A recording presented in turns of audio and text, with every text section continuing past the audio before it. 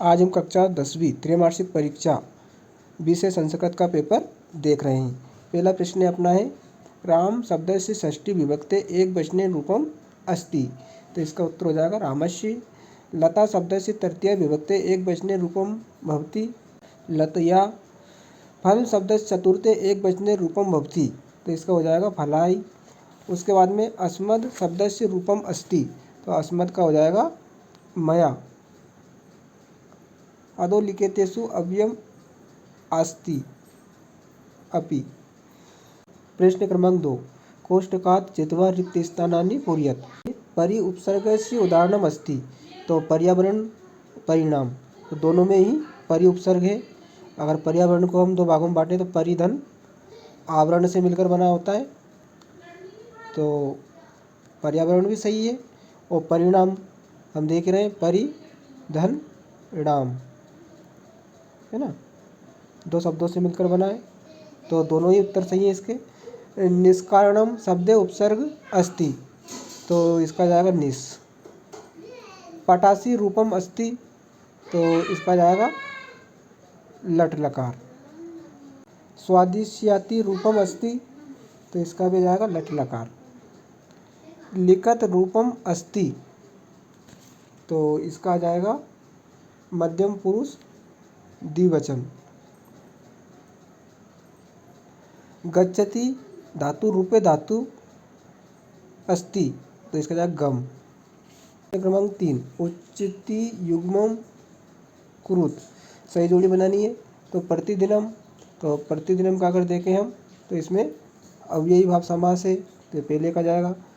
चोरात भयम, तो इसमें तत्पुरुष समास है। उसके बाद में रामकृष्णो, तो इसमें द्वंद्व समास है, तो इसमें द्वंद्व समास है। उसके बाद में महेश, तो इसमें महेश में गुण स्वर संधि है। उसके बाद में दैत्यारी, तो इसका आ जाएगा दीर्घ स्वर संधि। उसके बाद में स्वागतम, इसमें यण संधि।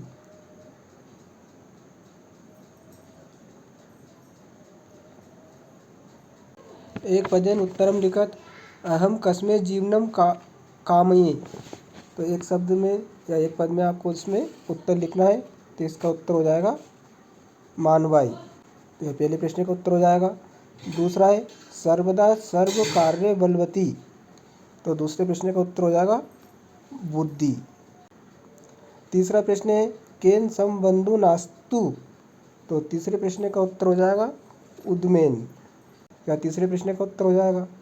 उसके बाद में चौथा है गत्वा शब्दे प्रत्ययी अस्ति। तो चौथे प्रश्न का उत्तर हो जाएगा कत्वा, या चौथे प्रश्न का उत्तर होगा। प्रश्न क्रमांक 5 है खादितुम शब्दे प्रत्ययी अस्ति। तो इसका उत्तर होगा तुमुन। खादितुम में तुमुन प्रत्यय है।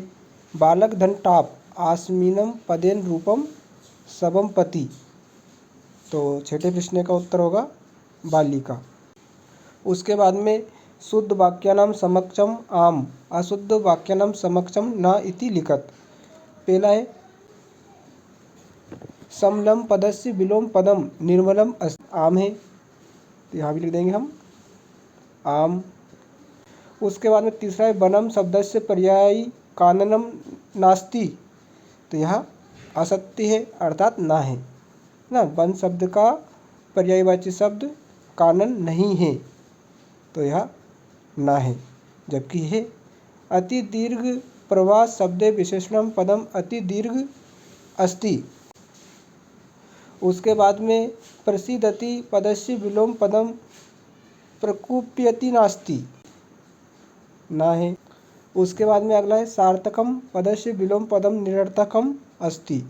तो यह आम है, हलंत है। उसके बाद में प्रश्न क्रमांक 6 अपना कवि किमर्थम प्रकृते शरणम इच्छति। तो इसका उत्तर हो जाएगा, आपको लिखना है कवि। उसके बाद में किमर्थ को हटा देना है, इसकी जगह आपको लिखना है प्रकृते शरणम इच्छति और लास्ट में फुल स्टॉप, यह उत्तर हो जाएगा। उसके बाद में अथवा वाला है कवि कुत्र सच्चरणम इच्छति। तो आपको लिखना है कवि और कुत्र को हटाकर क्या लिखना है, एकांते कांतारे, ये लिखना है कुत्र की जगह। और फिर लिखना है सच्चरणम इच्छति, लास्ट में फुल स्टॉप। उसके बाद में 7वां प्रश्न है लोके में तो भयात का मुच्यते। तो इसमें आपको लोके महतो भयात और इस का की जगह आपको लिखना है बुद्धिमान चेते और फुल स्टॉप, यह उत्तर हो जाएगा। उसके बाद में तपोवन वासिन कुशस्य मातरम के नामना आह्रयवंती। तो इसमें आपको तपोवन वासिन कुशस्य मातरम केन, तो केन की जगह आपको लिखना है देवीति नामना आह्रयवंती और लास्ट में फुल स्टॉप। कुशल लव्यो वंशस्य कर्ता का, तो इसका उत्तर हो जाएगा कुशल लव्यो वंशस्य कर्ता सहन दीदी टी। बुद्धाय की दृश्या भवंती, तो इसका उत्तर हो जाएगा बुद्धाय परे ज्ञान फलाः दृश्या भवंती। उसके बाद में 9वां प्रश्न है अपना, तो 9 का हम अथवा देख रहे हैं। बाल भवात हिमकरा कुत्र विराजते, तो इसका उत्तर देख रहे हैं हम बाल भवात हिमकरा पशुपति मस्तके विराजते। उसके बाद में 10 का हम अथवा देखेंगे। दुर्बले सुते कस्य अधिका कृपा भवति, तो इसका हो जाएगा दुर्बले सुते मातु अधिका कृपा भवति। उसके बाद में प्रश्न क्रमांक 11, इसमें आपको प्रश्नों का निर्माण करना था, उत्तर दे रखे हैं। और प्रश्न क्रमांक 12 में आपको अधोलिखित वाक्यानि कः कम प्रतिकथयति। उसके बाद में प्रश्न क्रमांक 13 में वाच्यम परिवर्तनम कुरुत, इसमें वाच्य परिवर्तन करने थे। प्रश्न क्रमांक 14 प्रश्न पत्रे समागतान श्लोकान विहाय स्वपाठ्याय पुस्तकात एकम सुभाषितम लिखत, एक श्लोक लिखना था सुभाषित। और प्रश्न क्रमांक 15 में अधोलिखितेषु अशुद्ध वाक्येषु शुद्धिम कुरुत, इसमें आपको अशुद्ध वाक्य से शुद्ध वाक्य करना था। तो दूसरा देख लेते हैं हम, तो राम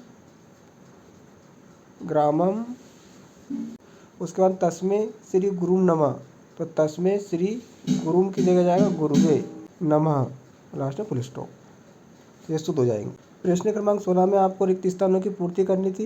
यहाँ पर शब्द दे रखे, इनके द्वारा ही आपको रिक्त स्थानों की पूर्ति कर, इन शब्दों के द्वारा ही तुम्हें रिक्त स्थानों की पूर्ति करनी थी। पहला देख रहा है आलस्य ही मनुष्य नाम महान रिपु, तो पहले रिक्त स्थान में जाएगा शरीरस्थ। दूसरा है गुणी गुणम न वेति निर्गुणं, तो दूसरे रिक्त स्थान में जाएगा वेति। तीसरा है पीको वसंतस्य गुणम न, तो तीसरे रिक्त स्थान में जाएगा वायस। चौथा है समानशील सक्यम, तो चौथे रिक्त स्थान में आ जाएगा वेश, ये वाला वेशनेशु। और समान पांचवा है संपत्तोच विपत्तोच एक रूपता, तो पांचवें रिक्त स्थान में आ जाएगा अपना महताम। और छठे रिक्त स्थान में एक ही बचा है नए, तो छठे रिक्त स्थान में आ जाएगा यहाँ पर। प्रश्न क्रमांक 17 है प्रदत्त वाक्य घटना कथाक्रमानुसार लिखत, तो इन्हें हम सही क्रम में लिखना है। तो इसमें अस्ति देउल आख्यो ग्रामा, ये पहले नंबर पर आ जाएगा। उसके बाद में तत्र राजा सिंह नाम राजा पुत्र वस्ती स्म, और तीसरे नंबर पर आ जाएगा अपना एकदा के नापी कार्यण ताश्या भार्या बुद्धिमती पुत्र द्वे पिता पितृग्रहम प्रतिचालिता, ये 3 नंबर पर जाएगा। और ये 4 नंबर पर जाएगा। इसे एक बार आप अच्छे से देख भी लें, यहाँ कन्फर्म नहीं है। प्रश्न क्रमांक 18 में आपको इसको पढ़कर इसी में से उत्तर लिखने थे, तो बिल्कुल सरल है, करे होंगे आपने। और प्रश्न क्रमांक 19 भी इसी पद्यांश को पढ़कर इसी के अंदर से आपको उत्तर लिखने थे, बिल्कुल सरल है। उसके बाद में प्रश्न क्रमांक 20 भी गद्यांश से संबंधित, और प्रश्न क्रमांक 21 आपका अपठित गद्यांश है, यहाँ तो और भी सरल है ना। जैसे इसे देख लेते हैं अपन, अपठित गद्यांश को देख लेते हैं, डायरेक्ट उत्तर देखते हैं। उपरित गद्यांश उचित शीर्षकम लिखिए, तो इसका जन्मभूमि हो जाएगा पहले का वाले का। दूसरा है जननी जन्मभूमिस कस्मयात अपि गरियासी, तो इसका उत्तर जननी जन्मभूमि स्वर्गादपि गरियासी, यहाँ तक उत्तर हो जाएगा ये खा वाले का। उसके बाद में वैदिक ऋषि किम कथयति, तो वैदिक ऋषि कथयति ये माता भूमो पुत्रो अहम पृथ्व्या वयम राष्ट्रा भावना राष्ट्रचरितं त्याग भावना बिना राष्ट्र संरक्षणं कर्तुं पर्यामा परस्वैक्य भावना बिना राष्ट्र कदापि समृद्ध न भवति, ये कहा था वैदिक ऋषि ने। ये सवाल का उत्तर हो जाएगा, है ना। उसके बाद में प्रश्न क्रमांक 22 में आपको एक प्रार्थना पत्र लिखनी थी, आपने लिखी होगी। उसके बाद में शुल्क मुक्ति वाली प्रार्थना पत्र आई थी अथवा में, और इसमें प्रश्न क्रमांक 23 में आपको निबंध लिखना था, परोपकार भारत देशा संस्कृत भाषाया महत्वम कालिदास, इनमें से आपको एक निबंध लिखना था। तो आज हमने कक्षा 10वीं विषय संस्कृत त्रैमासिक परीक्षा का पेपर देखा। धन्यवाद।